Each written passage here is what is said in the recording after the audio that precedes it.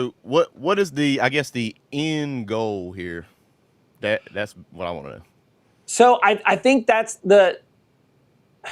it's definitely in phases. So I think the first phase is just put these panels to use. So full disclosure, multiple times of like, so we ended up, another gateway is I got in touch with, it's called the AirSpool mini split.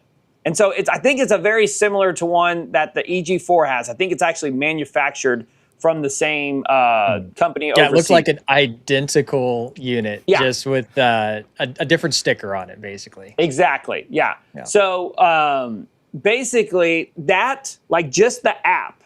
I mean, I've done it on my YouTube channel.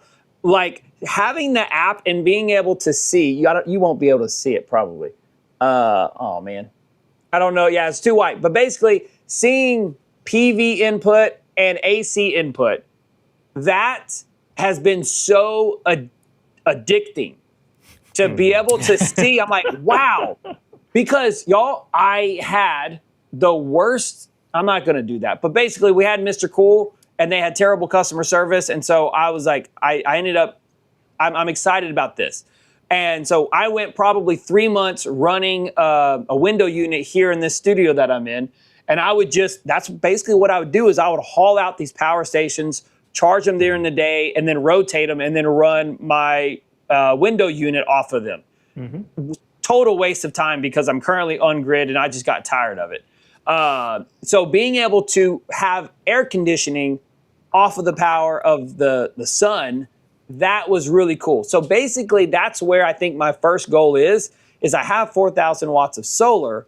How do I even remove some of my daytime loads from that solar? And then probably phase 2 would be getting some batteries. So definitely like somewhere in there. So I wouldn't want to say like, hey, let's spend some money and just have that 80% useful, because I would like to have some sort of off-grid capabilities or grid down capabilities at nighttime as well.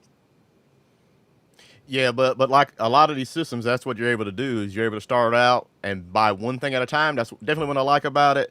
Like I have, of course, quite a few systems. I got the 12,000 XP behind me that's running this building, and this building right here is completely off grid. Then I have my house, and I have the GridBoss and a couple of hybrid inverters running it. And I also have 3 of the 6,000 XPs. That's what I used to run my house on, and that's a backup to my other system. I still just left it hooked up. It can run some crypto miners if I ever have enough power, which I haven't had enough lately. So I just have a lot of options that most people aren't going to have.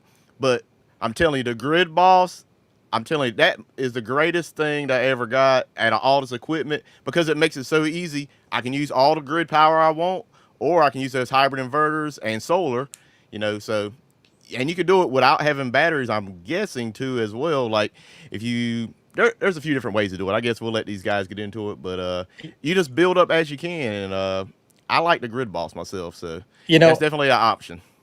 I think that's where I'm leaning. I've heard just so much about that to say like that is where I need to start, is the GridBoss, and then whatever I add after that is the best choice.